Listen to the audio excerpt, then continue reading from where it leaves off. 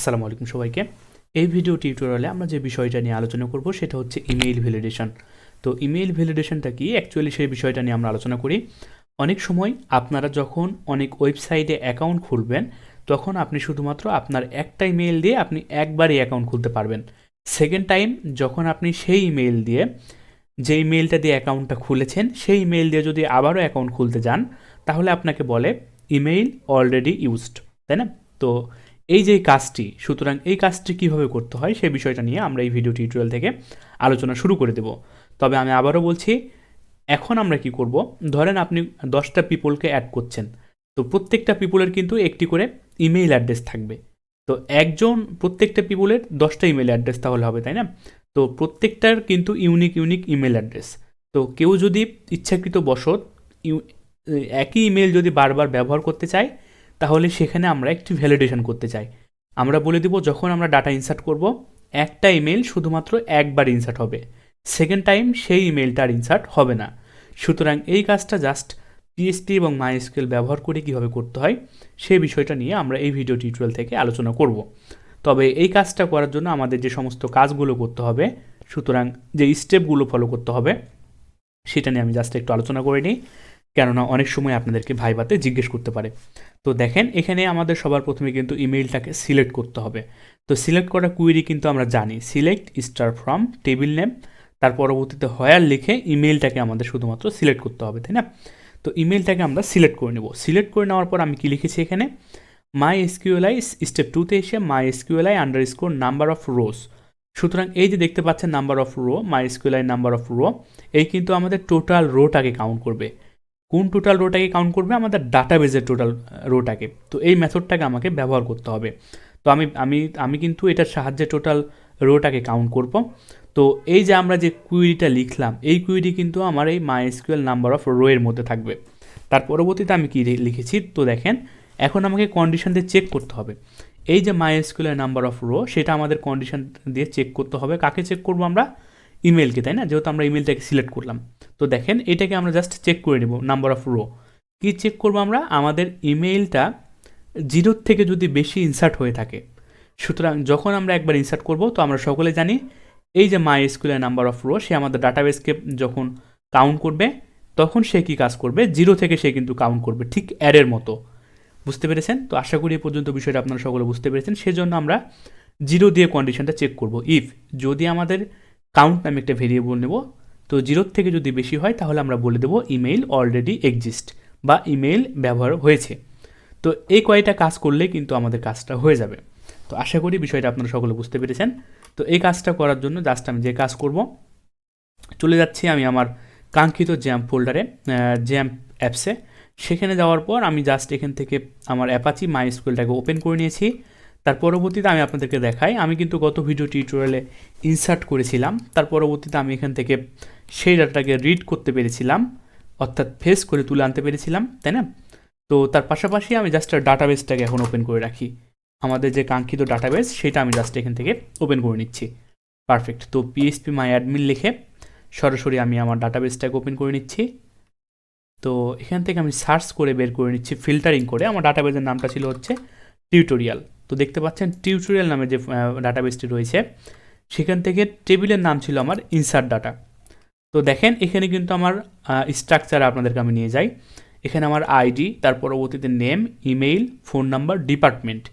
এখানে কিন্তু আমার 5টা কলাম ক্রিয়েট করা রয়েছে, তাই না? তো আপনারা এই 5টা কলাম ক্রিয়েট করে নেবেন। সেখান থেকে আপনারা কোনো ডাটাটাকে যদি পারেন, তাহলে আপনারা জাস্ট এখান থেকে, আমি কিন্তু গত ভিডিও টিউটোরিয়াল আপনাদেরকে ক্রাড অপারেশন দেখিয়েছি, ইনসার্ট কীভাবে করতে হয়, সেটাকে কীভাবে রিড করতে হয়, তার পরবর্তীতে কীভাবে এডিট করতে হয়, এবং সেটাকে কীভাবে ডিলিট করতে হয়, আমি সবগুলো দেখিয়ে দিয়েছি।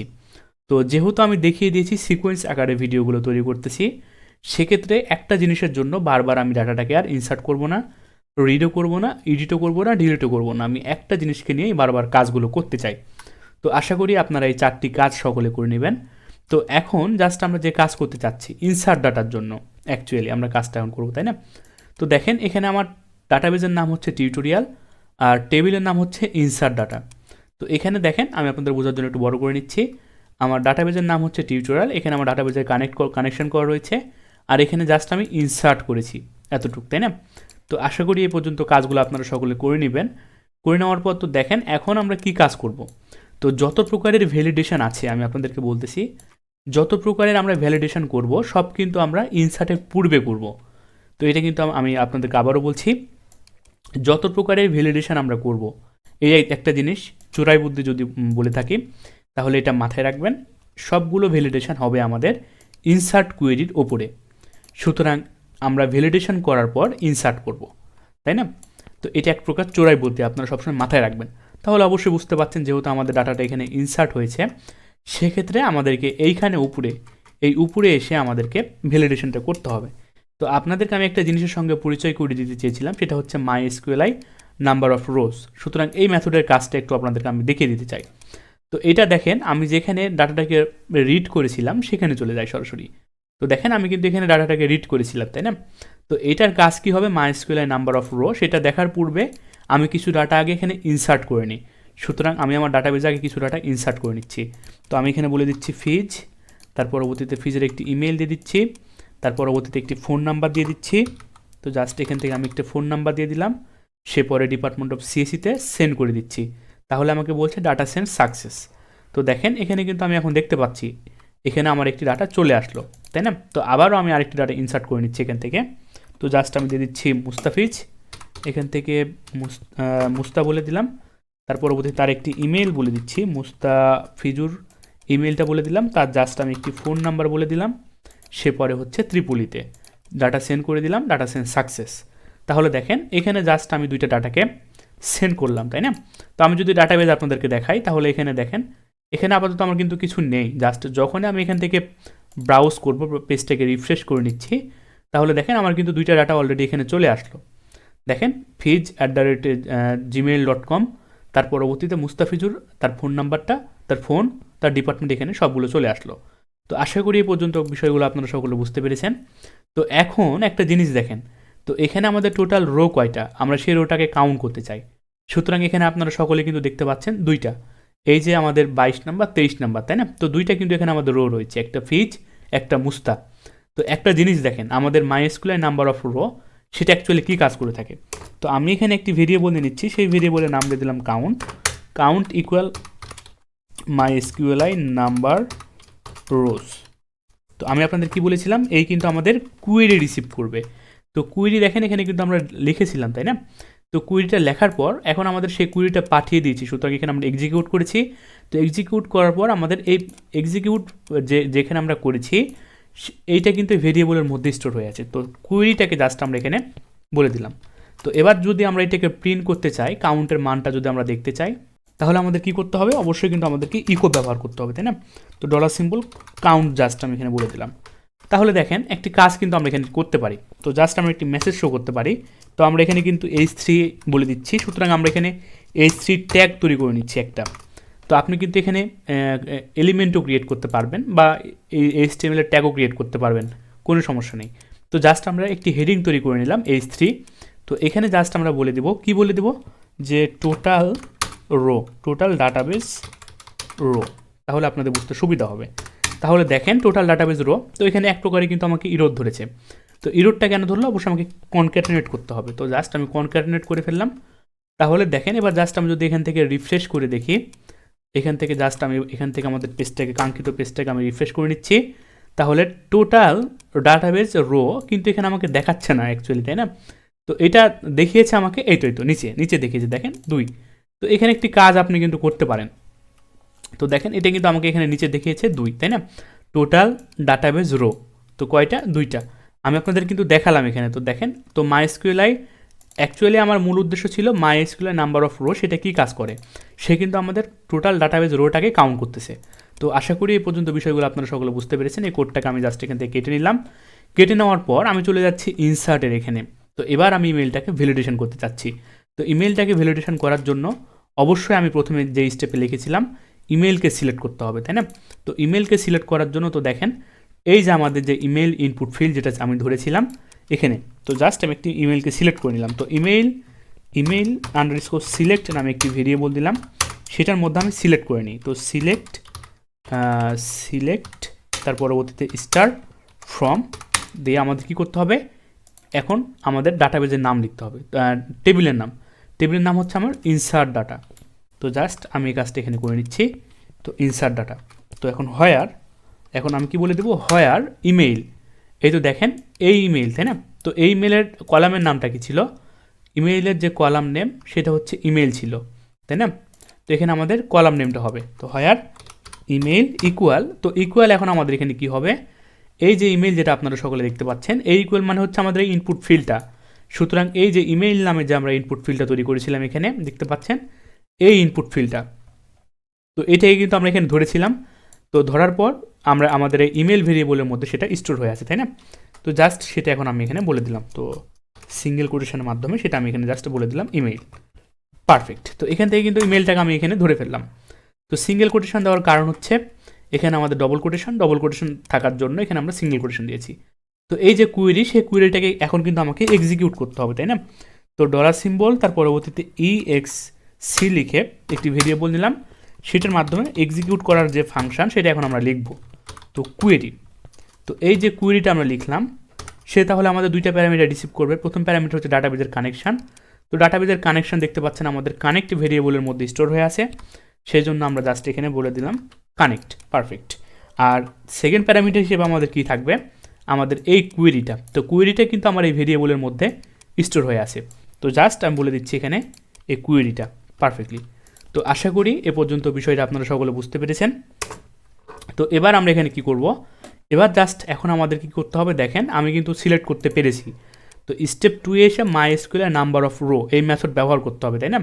তো দেখেন স্টেপ 2, তো স্টেপ 2 এসে MySQL নাম্বার অফ রো সেই মেথডটা ব্যবহার করতে হবে। তো $কাউন্ট নামে আমি একটি ভেরিয়েবল নিলাম, সেই ভেরিয়েবলের মধ্যে MySQLi আন্ডারস্কোর তার পরবর্তীতে নাম্বার অফ রোস, তার পরবর্তীতে এইটার মধ্যে এখন আমাদের কি থাকবে, এই যে মেথড, এই মেথডের মধ্যে কিন্তু আমার এটা থাকবে। সুতরাং MySQLi কোয়েরি যেটা আমরা এক্সিকিউট করলাম সেটা, তো এটা কিন্তু আমার এই ভেরিয়েবলের মধ্যে স্টোর হয়ে আছে, তাই না? তো জাস্ট আমি এই ভেরিয়েবলটা এখানে বলে দিলাম পারফেক্টলি। তো আশা করি এ পর্যন্ত বিষয়টা আপনারা সকলে বুঝতে পেরেছেন। তো এখন আমাকে দেখেন, এখন আমাকে এখানে কি করতে বলেছে, স্টেপ 3-তে এসে বলেছে কন্ডিশন দিয়ে চেক করতে হবে যে ইমেলটা আমার 0 থেকে বেশি কিনা। ইমেলটা যদি 0 থেকে বেশি হয়, তো এই যে 0, এই 0 মানে কিন্তু আমার দেখতে পাচ্ছেন এটা কিন্তু আমার এই যে আমার অ্যাকচুয়ালি আমার 0 থেকে কোনটা কাউন্ট হবে, এই যে কলাম নাম্বার দেখতে পাচ্ছেন এটা 0, এটা হচ্ছে 1, তাই না? তো এভাবে কিন্তু কাউন্ট হয়ে যাবে তখন। তো ঠিক অ্যারের মতো, অ্যারে যেমন 0তম ইন্ডেক্স, এর আমাদের ডাটাবেজের কলামও ঠিক এখান থেকে 0, 0, 1 এভাবে কাউন্ট হবে। পারফেক্ট। তো এখন আমাকে কন্ডিশন দিয়ে চেক করতে হবে, ইফ যদি আমার এই কাউন্টটা যদি আমার কি হয়, তো 0 থেকে যদি বেশি হয়, 0 থেকে যদি বেশি হয়ে যায়, তাহলে আমরা কি ইকো করব, তাহলে আমরা কি ইকো করব, ইকো করে জাস্ট আমরা এখানে বলে দিব ইমেইল অলরেডি এক্সিস্ট। তো বলে দেব ইমেইল অলরেডি এক্সিস্ট। পারফেক্ট। আর ইলসে এসে আমরা কি বলে দেব, ইলসে এসে জাস্ট আমরা এখানে বলে দেব ইলসে এসে কী হবে, যদি 0 থেকে বেশি যদি হয় তাহলে আমাদেরকে বলবে ইমেইল অলরেডি এক্সিস্ট, মানে ইমেলটি ব্যবহার অলরেডি হয়ে গেছে। আর যদি এই কন্ডিশন সত্য যদি না হয় তাহলে ইলসে চলে আসবে। সুতরাং যদি ইমেল যদি না থাকে, একবার ইনসার্ট করার পর সেই ইমেলটা যদি না থাকে, অ্যানাদার ইমেল যখন দিবে তখন আমাদের কুয়েরিতে ইনসার্ট হবে। তো ইনসার্টের কাজ কিন্তু আমি আপনাদেরকে বললাম, এতটুকু কিন্তু আমাদের ইনসার্টের কাজ। Ctrl+X করে কাট করে নিলাম, গিয়ে ইলসে জাস্ট আমরা বসিয়ে দিলাম, তাহলে কিন্তু অ্যাকচুয়ালি কাজটা আমাদের এখানে হয়ে যাবে, তাই না? তো ট্যাব দিয়ে ভিতরে ঢুকিয়ে দিলাম। পারফেক্ট। তো দেখেন এখান থেকে জাস্ট আমরা যে কাজগুলো করলাম, 0 থেকে যদি বেশি হয় তাহলে আমরা বলে দিচ্ছি ইমেল অলরেডি এক্সিস্ট, আর যদি মিথ্যা হয় তাহলে আমাদের কুয়েরিটা এখানে এসে ইনসার্ট হবে। Ctrl+S দিয়ে সেভ করে দিলাম, পেজটাকে জাস্ট আমি এখান থেকে রিফ্রেশ করে নিলাম। আপনারা সকলে দেখতে পাচ্ছেন এখানে আমার fiz@gmail.com এই ইমেলটা একবার কিন্তু আমার ইনসার্ট হয়ে আছে এখানে, তাই না? তো জাস্ট এবার আমি এখান থেকে একটি নাম দিয়ে পাঠাচ্ছি, তো নাম দিয়ে দিলাম পুষ্প, তার পরবর্তীতে একটি ইমেল দিয়ে পাঠাচ্ছি, তো ইমেল দিয়ে দিলাম হচ্ছে fiz@gmail.com। সুতরাং যে ইমেলটি এখানে ছিল আমাদের ডাটাবেজে অলরেডি একবার যেটা দিয়েছি আমরা, সেই ইমেলটা আমি আবার এখানে ইউজ করতেছি চেক করার জন্য। একটি ফোন নাম্বার জাস্ট আমি এখানে দিয়ে দিলাম। পারফেক্ট। তো আমি একটি ফোন নাম্বার দিয়ে দিলাম, সে পরে হচ্ছে ডিপার্টমেন্ট BBA-তে।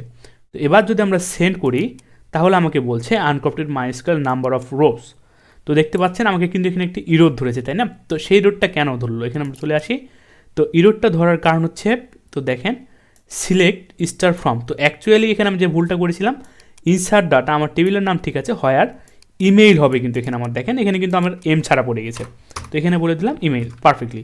তো আমি পেজটাকে রিফ্রেশ করে নিচ্ছি, আবার রিসেন্ড করতেছি, তাহলে আমাকে বলছে দেখেন এখানে ইমেইল অলরেডি এক্সিস্ট। তো আপনি কিন্তু এখানে একটি কাজও করতে পারেন, সেটা হলো জাভাস্ক্রিপ্টের যে অ্যালার্ট আমরা জানি সেটাও কিন্তু আপনি এখানে ব্যবহার করতে পারবেন। তো স্ক্রিপ্ট ট্যাগটাকে তো জাস্ট আমি এখানে কপি করে নিয়েছি, এখানে বসিয়ে দিলাম। তো দেখেন স্ক্রিপ্ট ট্যাগটাকে ওপেনিং করেছি, এখানে স্ক্রিপ্ট ট্যাগটাকে আমি এখানে ক্লোজিং করেছি। তো এখানে আমি জাস্ট বলে দেবো ইমেইল অলরেডি এক্সিস্ট। তো আমি এখানে বলে দিচ্ছি email already exist, perfect. Control S দিয়ে সেভ করলাম, এখান থেকে পেজটাকে জাস্ট রিফ্রেশ করে নিচ্ছি। আবারও আমি পাঠাবো fij@gmail.com-কে। তো আশা করি বিষয়টা আপনারা সকলে বুঝতে পেরেছেন, আমাদের কাজটা কিন্তু অ্যাকচুয়ালি হয়ে গেছে, তাই না? তো আমি আবারও পাঠাচ্ছি পুষ্পর ইমেইল দিয়ে দিচ্ছি fij@gmail.com। যেই মেলটা আমার একবার এখানে ইনসার্ট করা হয়েছে সেই মেলটা আমি দিলাম। একটি জাস্ট ফোন নাম্বার দিয়ে দিচ্ছি, তার পরবর্তীতে আমি এখান থেকে ডিপার্টমেন্ট বলে দিচ্ছি বিবিএ। তো জাস্ট সেন্ড করে দিচ্ছি, তাহলে আমাকে বলছে ইমেইল অলরেডি এক্সিস্ট, তাই না? তাহলে দেখেন আমাদের কিন্তু আর ইনসার্ট হচ্ছে না। আমি ডাটাবেজে যাই, রিফ্রেশ করে নিচ্ছি, তাহলে কিন্তু আমার এখানে আর ইনসার্ট হচ্ছে না। তো এবার জাস্ট আমি যদি এখান থেকে কোনো একটা আবারও পুষ্প দিয়ে দিলাম, পুষ্পর একটি ইমেল দিয়ে দিচ্ছি, তো pushpo@gmail.com। এবার কিন্তু আমি অন্য ইমেল পাঠাবো, তার একটি ফোন নাম্বার দিয়ে দিলাম। তো এবার কিন্তু আমাদের ইনসার্টটা হবে, তাই না? কারণ আমরা এখানে সেম ইমেল আর ব্যবহার করিনি। তো দেখেন আমাকে বলছে ডাটা সেন্ড সাকসেস। তো জাস্ট তো দেখেন আমাকে বলছে pushpo@gmail.com, তার ইনফরমেশন এখানে চলে এসেছে। তো জাস্ট আমি এবার যদি রিফ্রেশ করে নিই, তাহলে দেখেন pushpo@gmail.com চলে এসেছে।